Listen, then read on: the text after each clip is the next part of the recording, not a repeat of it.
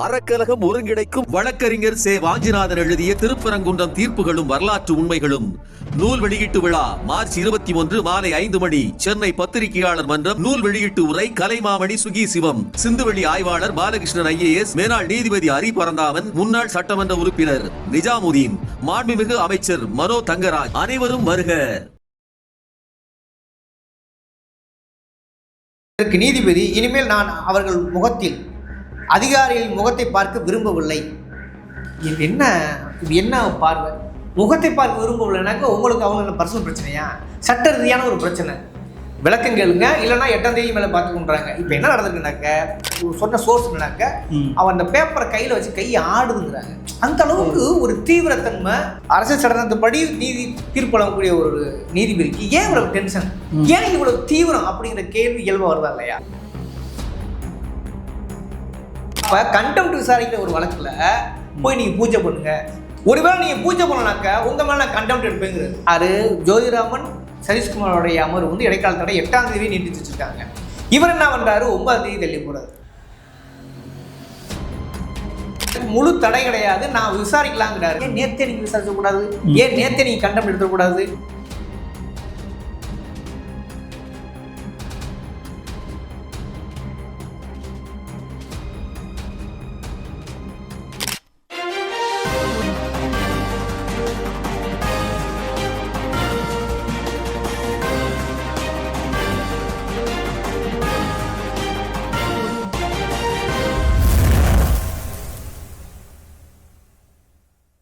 வணக்கம், இது அறத்தின் கழகம். இன்று நம்மளுடன் ஊடகவியலாளர் தவம் அவர்கள் இணைந்திருக்கிறார். சார் வணக்கம். வணக்கம்.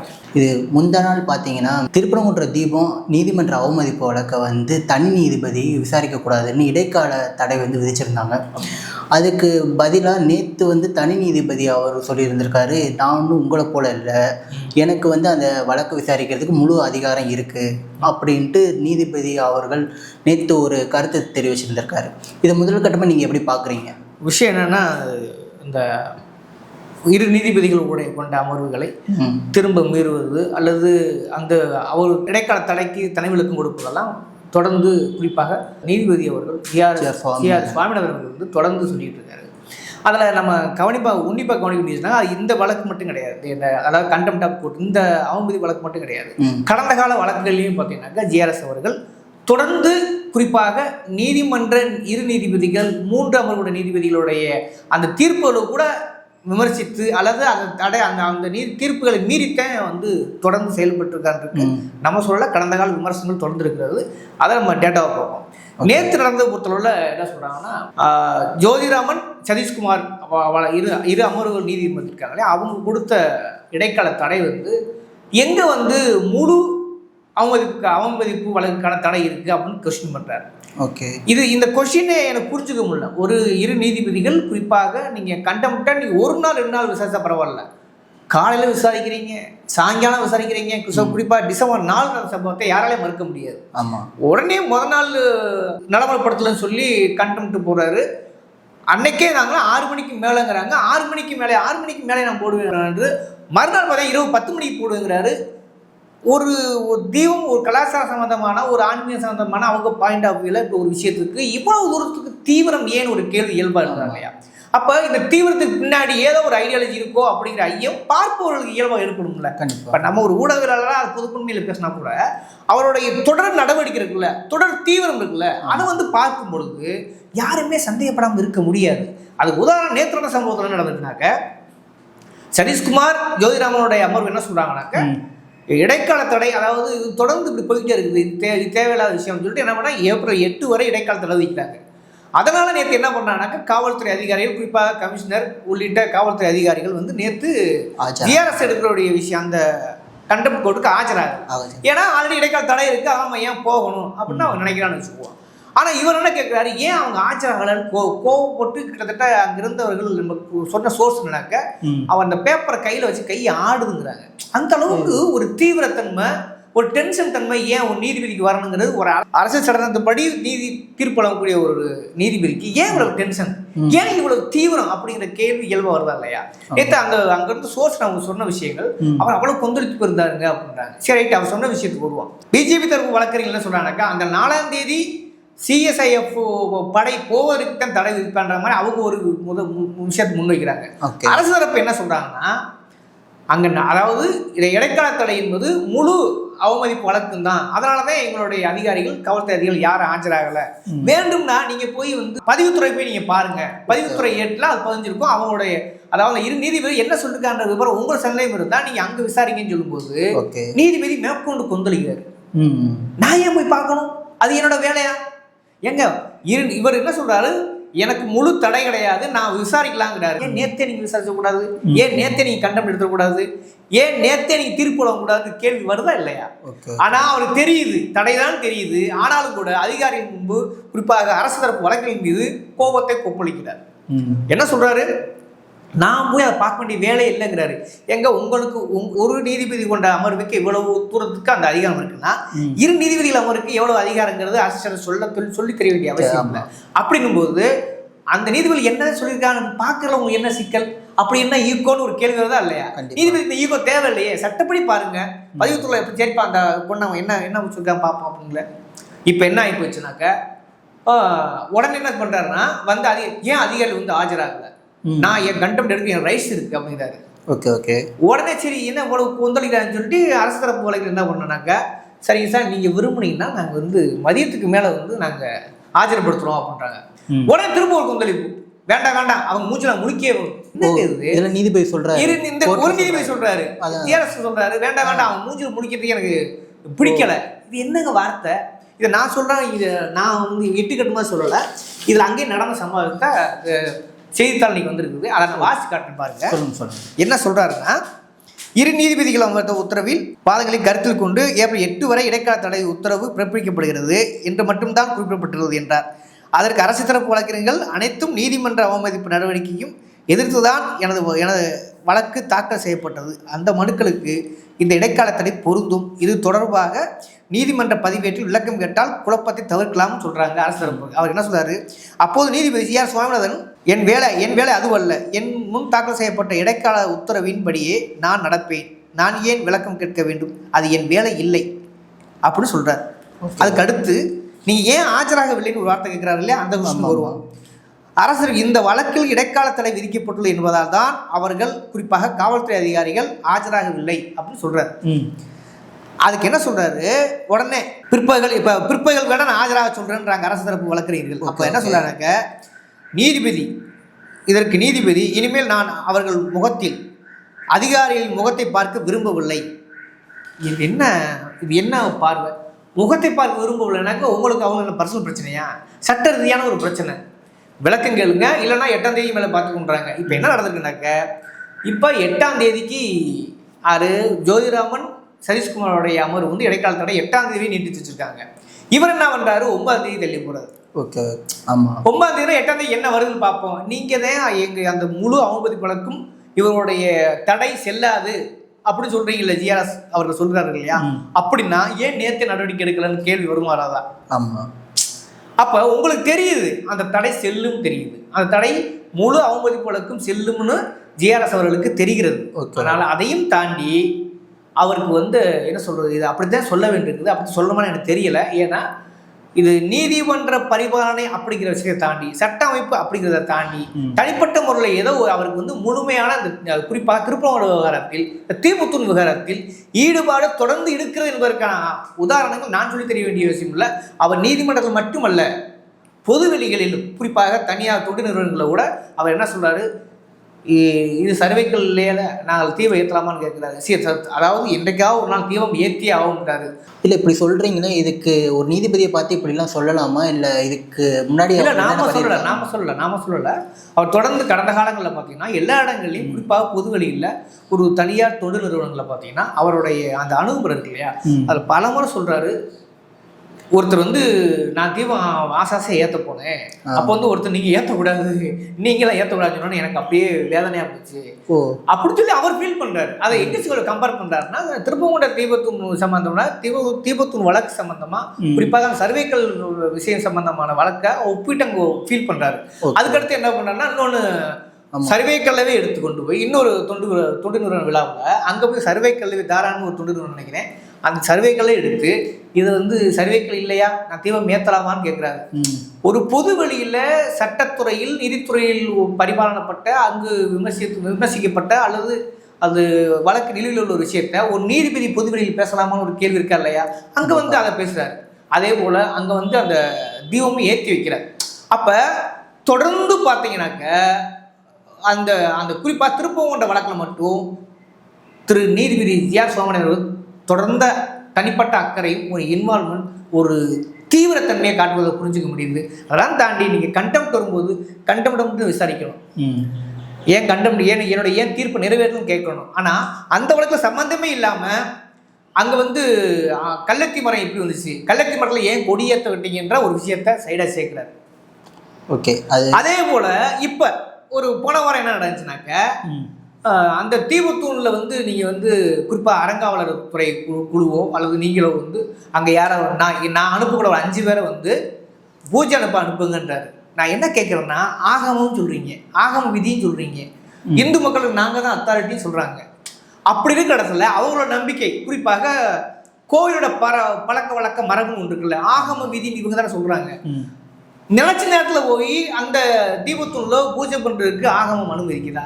அது எந்த அடிப்படையில், எந்த கோட்பாடு அடிப்படையில், அல்ல எந்த ஆன்மீக நூலின் வழிகாட்டின்படி ஜிஆர் சோ அவர்கள் அங்கே போய் பூஜை செய்ய சொல்கிறாங்க கேள்வி வருமா வராங்க? கண்டிப்பாக. அப்போ கண்டெம்ட் விசாரிக்கிற ஒரு வழக்கில் போய் நீங்கள் பூஜை பண்ணுங்க, ஒருவேளை நீங்கள் பூஜை பண்ணனாக்க உங்கள் மேலே நான் கண்டெம்ட் எடுப்பேங்கிறது, உங்களையும் கண்டெம்ட் சேர்க்கலாமான்னு கேட்குறாரு போன வார விசாரணையில்.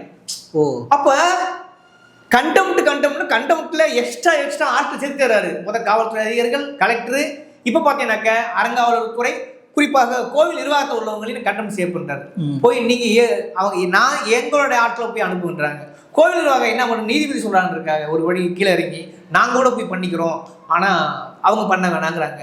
இதெல்லாம் பார்த்துட்டேன் தமிழ்நாடு அரசு என்ன பண்ணுதுனாக்க மேல்முறையீடு செய்யுது. என்னடா அது தொடர்ந்து அவமதிப்பு வழக்கில் கண்டெம்ட் பர்டிகுலர் அந்த விஷயத்தை மட்டும் பேசாமல் புதுசாக கொடிமரத்தை ஆட் பண்ணுறாரு, பூஜை பண்ண சொல்கிறாரு, திரும்ப இதில் இந்த பூஜை பண்ண சொல்கிறது குறிப்பாக கொடிமரத்தை ஆட் பண்ணுற விஷயத்தை ஆழமாக யூஸ் பார்த்தீங்கன்னாக்க ஜெயச்சந்திரன் ராமகிருஷ்ணனுடைய தீர்ப்பு ஒன்று இருக்குது. அது எந்த தீர்ப்புனா, ஜிஆர்எஸ் நீதிபதிகள் வழங்க தீபத்தூண் தான் அது தீபம் ஏற்றணுங்கிற அந்த உத்தரவை நடைமுறைப்படுத்த சொல்கிறாங்க, அது செல்லும் சொல்கிறாங்க. ஆனால் அந்த அவருக்கு சாதகமான வந்த நீதிமன்ற அந்த வழக்குகளோட பார்த்தீங்கன்னா செல்லும்னு அவங்க சொல்கிறாங்க. ஆனால் அதையும் கூட இவர் மீறதாக அர்த்தம். ஆக்சுவலாக ஒருவர் நீதிபதி ஜிஆர் சுவாமிநாதன் அந்த தீர்ப்பு வந்து நீ அந்த தீபத்தூண் தான் அந்த தீபம் ஏற்றுன உத்தரவை இரு நீதிபதிகள் உத்தரவாதப்படுத்துகிறாங்க, அவங்க சில வழிகாட்டல் பண்ணுறாங்க. அப்போனா அந்த அந்த அவங்க என்ன வழிகாட்டல் பண்ணுறாங்களோ அதோட ஃபுல் ஸ்டாப் ஆகிடுது. முழுக்க என்னென்னா அந்த இரு நீதிபதிகளுடைய உத்தரவுக்கு அந்த தீர்ப்பு தான் உயிரோடுன்னு அர்த்தம். ஆனால் அதை என்ன பண்ணுறாரு, திரும்ப இவர் சொல்லிட்டாங்கல்ல விட்டுறலாம், கண்டெம்ட் எடுக்க வேண்டிய அவசியம் ஆழமாக யோசிக்கும் போது. ஆனால் கண்டெம்ட் எடுத்து புதுசாக கொடிமர பிரச்சனையை கிளப்புறாரு, பூஜை பண்ணுற விஷயத்தை கிளப்புறாரு. அப்போ இந்த விஷயத்தை என்ன பண்ண திரும்ப பெருசு பண்ணிருக்காரு. அரசும் இதை ஒரு பொறுமைக்கு எல்லைக்கு மேலே போயிட்டேன், இதை விடக்கூடாதுன்னு சொல்லி என்ன பண்ணாங்க, மேல்முறையீடு பண்ணுறாங்க. அந்த மேல்முறையீட்டு வழக்கில் தான் ஜோதிராமன் சதீஷ்குமாரோடைய அமர்வு வந்து ஒட்டுமொத்தமான இவருடைய கண்டெம்ட்டுக்கு தடை விதிக்கிறாங்க. இதே உண்மை. ஆனால் இதை வந்து அவரை ஏற்றுக்க முடியாமல் ஒரு நீதிபதி என்கிற தன்மையும் தாண்டி ஏதோ ஒரு தீவிர தன்மையால் என்ன பண்ணுறாருனாக்க திரும்ப அந்த அவங்க சொல்கிற அந்த முழு அவமதி வழக்கும் எனக்கு செல்லாது, நான் வந்து விசாரணையை தொடர்வேன்றாரு. தொடர்வேனா ஏன் நேற்று தொடரலாம்னு கேள்வி வருமா இல்லையா? அப்போ 8ஆம் தேதி வரை அதுக்கு என்ன சொல்றாரு, 8ஆம் தேதி வரை இடைக்கால தடவை வச்சிருக்காங்க, அதனால நான் உங்களை மாதிரி கிடையாது, நான் அதை மதிப்பேன், சட்டத்தை மதிப்பேன், என் கடமைங்கிறீங்க. ஓகே, கடமை தானே. அப்படி பார்த்தீங்கன்னா 8ஆம் தேதி வரைக்கும் விடுச்சுக்க முழு அவமதிப்பு வழக்கு தடையும் தானே பொருள். உங்க வாயாலே ஒரு உண்மை சொல்றீங்க, உங்க வாயாலே என்ன பண்றீங்கன்னா அது இல்லைன்னு மறுக்கிறீங்க. போலீஸ் அதிகாரிகள் ஆஜராகுதுன்னா அவங்க மோத்த பார்க்க விருப்பம் இல்லைங்கிறீங்க. இது வந்து ஒரு முன்னுக்கு பின்புறனான ஒரு நீதி பரிபாலன முறைக்கு எதிராக, குறிப்பாக அரசு சட்டமைப்புக்கு எதிராக தொடர்ந்து திரு ஜிஆர் சோமநாதன் பேசுகிறாரோ என்ற ஐயம் இயல்பாக இருக்கிறது. மக்களும் அப்படித்தான் பார்க்குறான்னு வச்சுங்களேன். இதில் இன்னொரு விஷயம், குறிப்பாக இதில் வந்து ஒரு விஷயத்தை தெளிவாக பேசணும். இது வந்து தொடர்ந்து இப்படி செயல்படுகிறார் அப்படின்றது நம்ம போகிற போக்கில் சொல்லலை. கடந்த காலத்தில் வழக்கறிஞர் வாஞ்சிநாதன் பல்வேறு வழக்குகளில் அதுக்கான முன் உதாரணங்களை சொல்லியிருக்கிறார். அதேபோல் முன்னாள் நீதிபதி ஹரி பரந்தாமன் அவர்களும் தொடர்ந்து இவர் எப்படியெல்லாம் சட்டத்தை மீறி இருக்கிறாருங்கிற ஒரு பல்வேறு வகையான சட்ட ரீதியான குற்றச்சாட்டுகளை முன்வைக்கிறாங்க, சட்ட விரோத குற்றச்சாட்டுகளை முன்வைக்கிறாங்க. கடந்த காலத்து உதாரணத்துக்கு எச்சிஎலை வந்து ஊழலாம் அப்படின்னு சொன்னது பார்த்தீங்கன்னா அது 2 நீதிபதிகள் கொண்ட அமர்வு வந்து எச்சிஎலை செய்யக்கூடாது, இது வந்து மனித அடிப்படை நாகரிக மீறல், மனித உரிமைக்கு எதிரானதுன்னு சொல்லி தீர்ப்பு வழங்கி அதை ஸ்டாப் பண்ணுறாங்க. ஆனால் இவர் என்ன பண்ணுறாரு, அது வந்து மத உரிமை, பழக்க வழக்க உரிமை, அப்படி ஆர்டிகல் 15 கோட்பாடு பண்ணி நம்ம அதை நடைமுறைப்படுத்தலான்னு அதாவது இருவர் வழங்கிய தீர்ப்பை மீறி ஒரு நீதிபதியான ஜிஆர் சுவாமிநாதன் அதை வந்து அனுமதிக்கிறார்.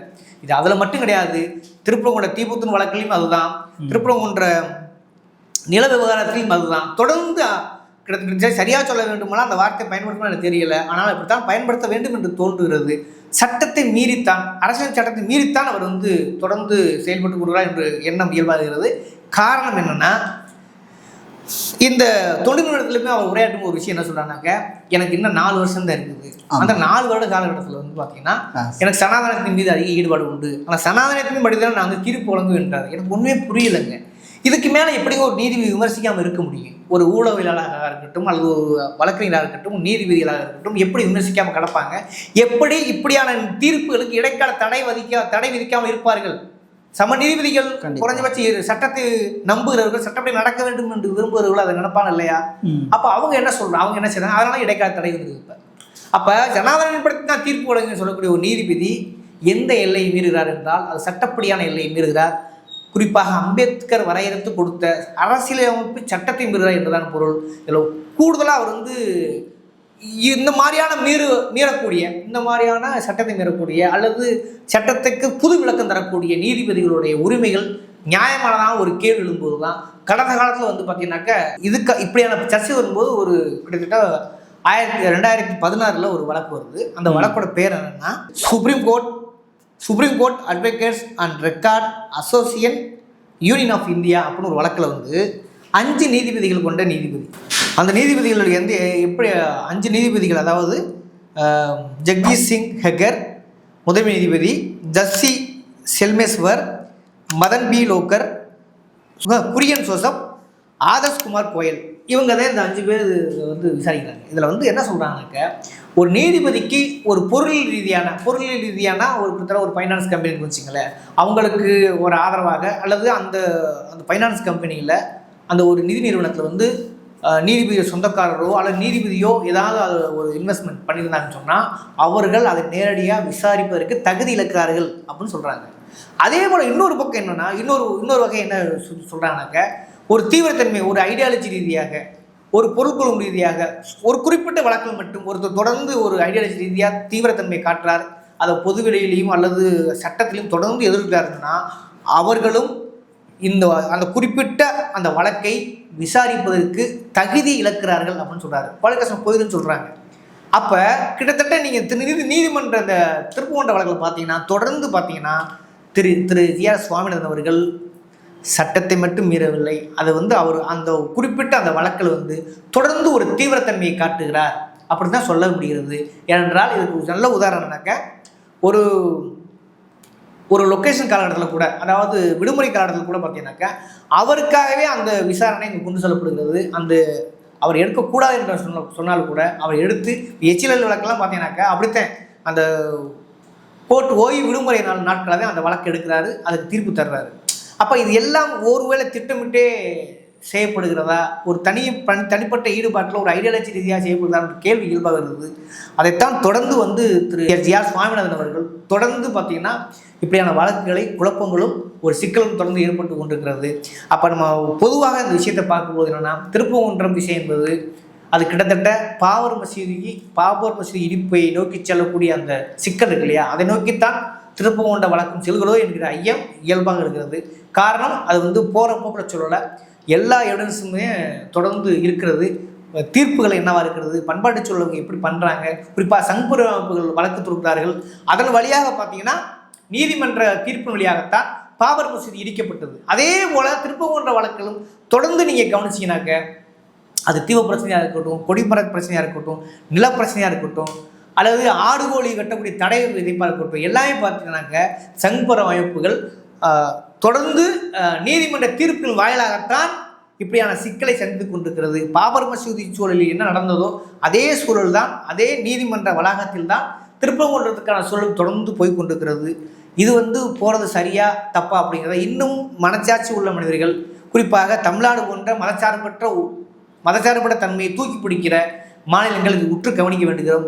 அதற்கு நீங்கள் சரியாக புரிந்து கொள்ள வேண்டுமானால் நாளை மறுநாள் 21ஆம் தேதி பார்த்தீங்கன்னாக்க வழக்கறிஞர் வாஞ்சிநாதன் இருக்கிற திருப்பரங்குன்றம் தீர்ப்புகளும் வரலாற்று உண்மையில் மிக முக்கியமான புத்தகம் வெளிவர காத்திருக்கிறது. அதுவுமே அறக்கழகம் தான் ஒருங்கிணைத்து கொண்டிருக்கிறது. அதே போல் இன்னும் கொஞ்சம் நீங்கள் விசுவலாக வீடியோவாக தெள்ள தெளிவாக எல்லாரும் பார்க்கணும்னு சொன்னால் திருப்பரங்குன்றம் ஃபைல்ஸ் அப்படிங்கிற படத்தை அறக்கழகம் வெளியிட்டிருக்கிறது. அதை நானும் தோழர் தமிழ்தாசன் இயக்கியிருக்கிறோம். வாய்ப்பு இருந்தால் அந்த படத்தையும் பாருங்கள். படத்தையோ அல்லது அந்த நூலையோ அல்லது நீதிமன்ற தீர்ப்பு வரலாறையோ உன்னித்து கவனியுங்கள், படியுங்கள், படித்துவிட்டு கேள்வி எழுங்கள். ஏதாவது ஐடியாலஜி சிக்கிக்கிட்டு அது அப்படி இல்லை, இது இப்படி இல்லை, இந்து மதத்தை புண்படுத்துகிறாங்க அல்லது இந்து மதத்துக்கு எதிராக நடக்கிறாங்கன்ற ஒரு முன்னை வார்த்தைகள் தயவுசெய்து முன்வைக்காதீர்கள். படியுங்கள், கேளுங்கள், வாசித்து விடுங்கள், படத்தை பாருங்கள். பார்த்துவிட்டு கேள்வி கேட்டால் அது ஆரோக்கியமான நியாயத்திற்கு, விவாதத்திற்கு அது வழிவகுக்கும். அதை தாண்டி அடிப்படைவாதத்தில் சிக்கினால் அது நிச்சயமாக தமிழ்நாட்டு அரசியல்களுக்கு நல்லதல்ல என்பது மட்டும் இறுதியாக சொல்லிக்கொள்ள கடமைப்பட்டிருக்கிறேன். ஓகே, நேற்று கோர்ட்டில் என்னென்ன நடந்துச்சு அப்படின்ட்டு தெளிவாக நம்ம நேயர்களுக்கு சொல்லியிருந்திருக்கீங்க. அது மட்டும் இல்லாமல் அவரோட முந்தைய நடவடிக்கைகள் எல்லாமே ஆதாரத்தோடு எடுத்து காட்டியிருக்கீங்க. அறக்கழகத்திற்காக இவ்வளோ நீண்ட நேரம் ஒதுக்கிறதுக்கு நம்ம நன்றி. அறக்கழகம் ஒருங்கிணைக்கும் வழக்கறிஞர் வாஞ்சிநாதன் எழுதிய திருப்பரங்குன்றம் தீர்ப்புகளும் வரலாற்று உண்மைகளும் நூல் வெளியீட்டு விழா மார்ச் 21 மாலை 5 மணி சென்னை பத்திரிகையாளர் மன்றம். நூல் வெளியீட்டு உரை கலைமாமணி சுகி சிவம், சிந்துவெளி ஆய்வாளர் பாலகிருஷ்ணன் IAS, மேனாள் நீதிபதி ஹரி பரந்தாமன், முன்னாள் சட்டமன்ற உறுப்பினர் நிஜாமுதீன், மாண்புமிகு அமைச்சர் மனோ தங்கராஜ். அனைவரும் வருக.